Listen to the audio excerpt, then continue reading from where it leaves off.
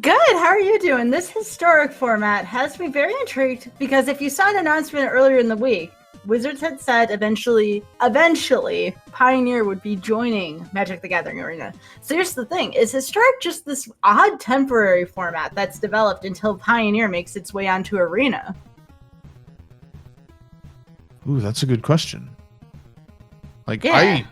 I think that like the way they are approaching it is it's going to be it's going to exist on its own in a digital format. Like, yes, it also is going to exist in paper, but I don't think they're going to support it very much on paper and leave it mostly to the communities to run their own events while supporting it on Arena. And like, as evidenced by, hey, they're just going to drop Hypnotic Spectre and Goblin Matron into the deal with Elvish Visionary and 17 other cards. Like, it's just, I really like how it's gonna shake things up as an actual Magic format. Well, I partially want to know why Wizards chose the 20 cards that they did. I had read an article about it today, but it still didn't seem quite as straightforward to me. And I wonder what they were thinking, how much thought they put into each individual card they've had as the first 20. Are they trying to warp the format so far? Are they trying to nudge people in a certain direction? You have to really think about what Wizards' intention is there. I don't think it would be such a random thing, per se. I mean, I think that of the cards, like, you've got the Kinsbale Cavalier that boosts the Knight strategy that exists. You've got 3 big elves, with the Fauna Shaman being one that's on its own can just power out crazy strategies, like pod style strategies. Elvish Visionary is one of my all-time absolute favorite cards ever printed. Like, it's just a 1/1 that replaces itself. Like, there's just so many iconic cards that I'm just looking forward to being able to play on Arena more than anything. Yeah, Elvish Visionary is a really good card. I'm looking forward to playing some kind of elf-based green deck with it. And I'm sure in time as well, we will be able to have more access to some of these different tribal archetypes, such as elves. Yeah, like, the Imperius Perfect, like, is a lord for elves and also, makes more elves. Hey, I hit the button. Things changed. All right. Well, before these things come out, we've got Roguelink and Friday Witch here gonna show us what the format looks like now. So I'm gonna set them free. Friday, by the way, is most excited for Phyrexian Arena, and it's odd that card was picked. Would you know it, Clifford? When I was in Richmond last week for Magic Fest Richmond, we all heard about the mystery packs, okay? Yes. Phyrexian Arena was actually one of the cards I ended up playing in one of my decks. Phyrexian Arena it's a great card. It's one that I have played in Standard many times. There was always a debate. What would you rather play, Bob or Arena? Now, so it'll be fun. And Tendrils of Corruption, Hypnotic Spectre, like, all these cards. On Roguelink's side, by the way, I did happen to see a History of Benalia sign. Am I surprised? Absolutely not. I think it's a bunch of knights that, like I said, that Kinsbale Cavalier, that's something he's going to want for next week. Do I see Jund Thud on Friday's side? Okay, Friday may have won me over. I'm sorry. It's too endearing. I like went it. Hey, if you're gonna cast Sky's favorite card on Arena, right there it is. Thud.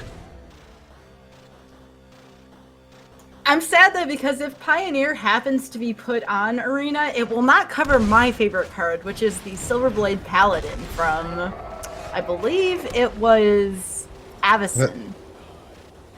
Is that Avacyn for the Silverblade Paladin? The Soul Bond, right?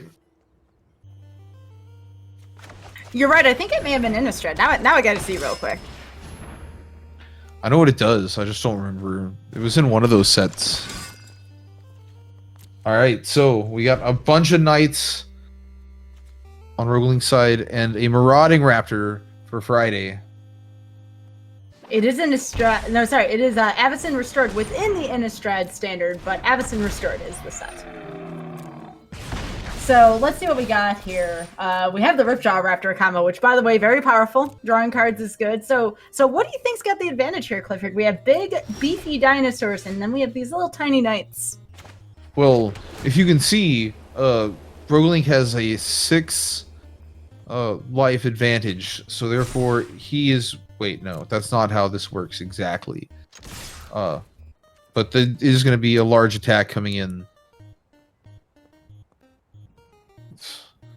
That is right, and there is a Pride of Conquerors. Now, unfortunately, City's Blessing isn't here. However, Roguelink is still going to get quite a bit of benefit off of that +1/+1. Pretty good so far, considering the life lead Roguelink has. But as we know about Magic, it's not necessarily all about life as much as the board state. And I feel like right now, Friday's going to pick up some leverage here with the board state. Yeah, at this point, the board is much more manageable, very close to stabilizing. Just has to get rid of the 2 other threats, and then Roguelink is playing for the top of the deck. So, something to bear in mind here. This deck, given the right cards, aka Rotting Regisaur, Friday is actually 1 card away from being able to win this game, depending on how Roguelink would block. So, Collision Colossus Thud and Rotting Regisaur is 22 damage when done properly, but that is a Benelith Marshall off the top for Roguelink. Excellent draw. That's a pretty good card off the top. And the Youthful Knight has first strike. So it's just going to eat. Oh, it's not just going to eat the raptor. No. The raptor's going to get bigger and eat the knight. You always got to watch out when you see a green and a red open, and you can even translate this to current standard, even if it's not often. If you see a green and a red open, you have to consider Collision Colossus as a possible card. Yes, it lost me a game on the ladder today. Also, Clifford, how does it feel? We're in this historic format right now. How do you feel about seeing the check lands? It feels like it's been a while. I enjoy seeing them. They remind me of the good old days. Now, here's a question I had for you. You have 2 Embercleaves in hand. Do you thud a Drover? I would have considered thudding a Drover into Benelith Marshall here because of a situation like this right now. I probably would have tried to thud the Marshall down, but the other guy, the Bodyguard was down first. Never mind. Yes. Yeah. Well, Bodyguard is for something completely different. So there's a couple of angles Friday can take with this. Friday could try to swing with one of the Drovers and just, casually put Embercleave down. Yeah, hey, sometimes, depending on the block setup. This is a really interesting board state right now, Clifford. It is, especially being at the 5 life. But Friday still has that edge. Every time that Ripjaw Raptor takes damage, Friday will get to draw a card. That is incredible right now, considering... No blocks. Ooh. Oh, that's going to be the game. I believe it will. And I believe Friday could still thud, I think, after all this, with one of the Drovers. Doesn't need to. Oh, wait, will need to. Yep.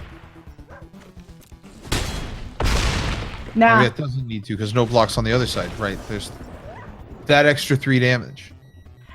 I mean, I can't stress this to you enough, Clifford. I really miss Shen Dinosaurs. That was a trip down memory lane for me.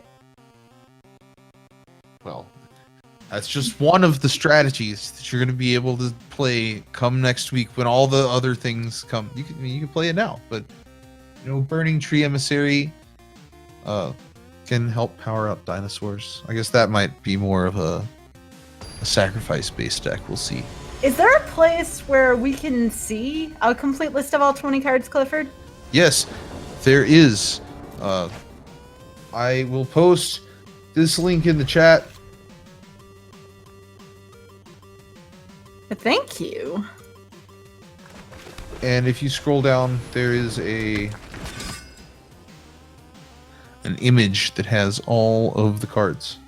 All right, so we see another knight and another knight, venerable and graceful.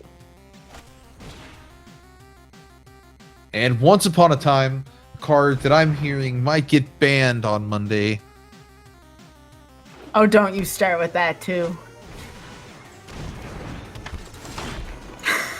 Oh, I don't want to see Once Upon a Time, bro. It is such a great card. It wasn't even on my radar before someone put it there, and now we'll see. We shall see. Oh, the Benolosh Marshal coming down on 3. Setting up Friday for a Marauding Raptor. Ooh, and that is a great henge also on top of all the dinosaurs. Great call here by Friday. Just a lot of card draw happening right now. Yes, and lots of cheap dinosaurs, too. Yeah, great henge will be cheap, absolutely. There is the Saga.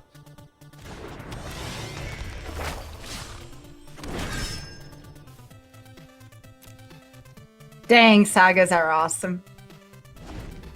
They're pretty great. Like I don't know if I like them better than adventure creatures, but they're pretty great. I liked sagas because I feel like it could help you keep up with a planeswalker, at least as long as you defeated the planeswalker in a certain amount of time. That's fair. Because you had something on every turn for so many turns. Yeah, it guarantees you unless they do something. Like, that's what I really like about the adventure creatures. Like, oh hey, cast this instant, make a little 1/1. Turn 2, do something. Now I have a 5/5 on 3. Go. Like, it's so great.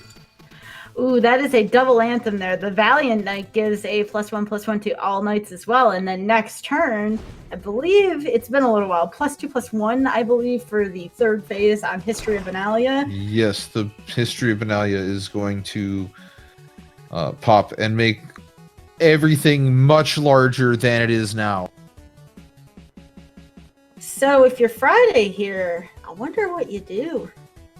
You play the Great Henge, because that's always a great card to play. But then what? Do you, though?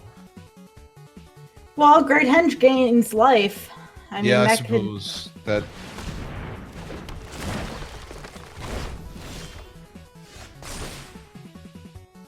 I mean, remember, you have to give up something for Thud. I mean, a possible thing Friday could have done was maybe Thud one of the rafters into something, but I think Friday just did not get a good draw that game, and sometimes that happens.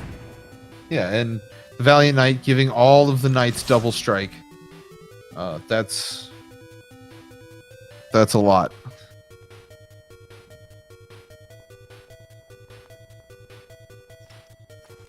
So we're gonna head into 3 here. Great series so far, Clifford. Both decks can just pack a punch at any point. I like it. Yeah, it's been pretty great.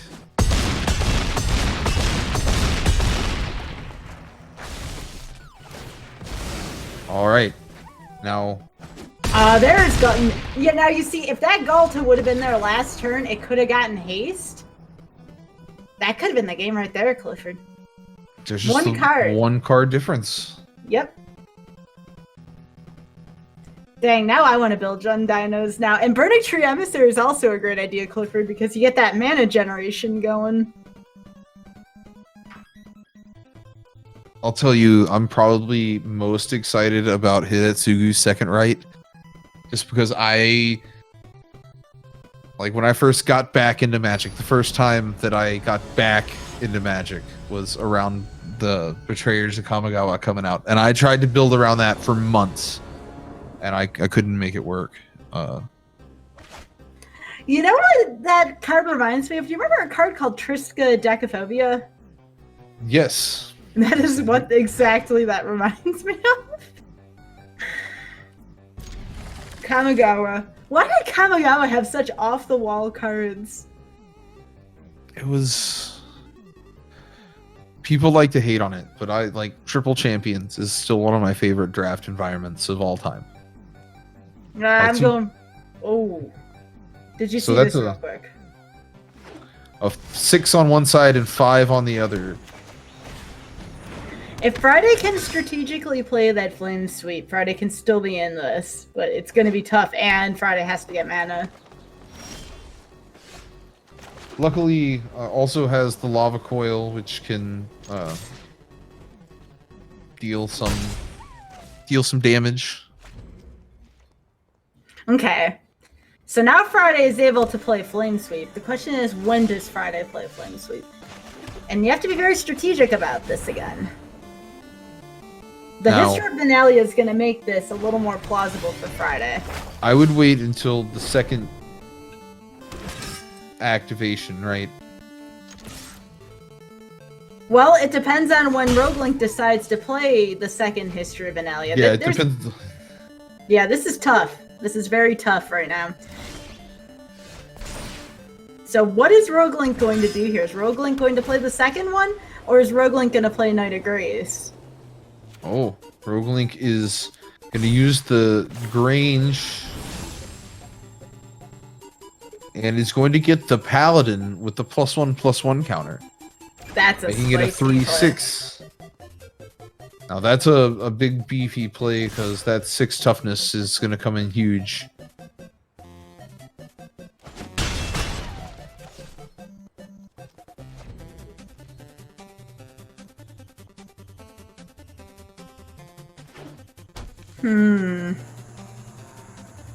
You almost want to play the Raptor. You almost want to play the Raptor and see if you can hold out. And then Flame Sweep will get you an additional card on top of that. Friday gonna do it this turn. Yep.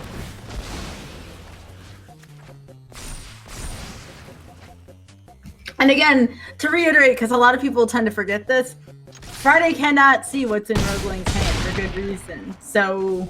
yes. The players are dealing with only the information that they have. It's one of them hindsight is 20/20 type deals. Yeah, Friday was dealt a raw hand here. That's the thing about Jund Dinos. They either explode or they don't, unfortunately. Yep. And mulling to 5, never fun. That was probably what did it, honestly. Looks like Friday sided just fine, though. I very much admire Friday's side deck choices, so I want to get another rematch of this at some point. This was the cheap seats in terms of the shuffler being bad. We will get them again next week. That's right. And with that... No. We see the first strike damage come in. And I'll hit this other button. Alright. Hey, I hit it. I hit the button. You did the thing? There you go. Yeah, now it correctly shows that Roguelink has won the preview exhibition of Historic. And that, friends, is going to be the end of our Thursday Night Magic for this week. But next week, the 21st. That's what they tell me. The 21st is next week. Right now, I'm gonna make sure this thing, like, Historic, the launch event is starting on the 21st. That's 1 week from today. So next week, not today like I thought when I wrote it on my calendar. Next week, we're going to showcase the brand new cards that are added to the format, and we're going to have the Historic Kickoff Night. So be sure to come back next week, and we will see. Until then, take care of each other. Enjoy enjoy the new formats. Enjoy sitting there with your popcorn, waiting to see Oko get banned on Monday, and just see what else goes with Oko. Because that's happening, right? There's no way that doesn't happen, right? It could just be Oko. I could see it. Field of the Dead went on its own last time. It wasn't Golos in Field of the Dead. It was Field of the Dead. If they just left Field of the Dead unbanned, the format would have been like way more diverse at the Pro Tour. A lot of people are talking about that. Oh well. We can't go back, like you said, hindsight 2020. We can only look ahead to Monday, and more importantly to next Thursday, because I'm really excited for Historic. Like I'm really looking forward to all of these things that are coming.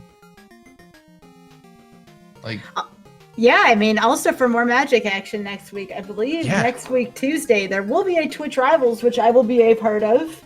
Looking forward to that. It's gonna be standard, just past the post-ban list, so that's pretty exciting. Yeah, first look standard on Tuesday. That'll be very exciting. Everybody be sure to tune into that. And I think we'll that's be it. Back next week for Historic, and then then the week after that's going to be Thanksgiving, so we won't be around because it's Thanksgiving down here in the States. So yeah, be sure to be here next week for the great Historic action, and have a great night, and we'll see everyone next week. Take care, y'all.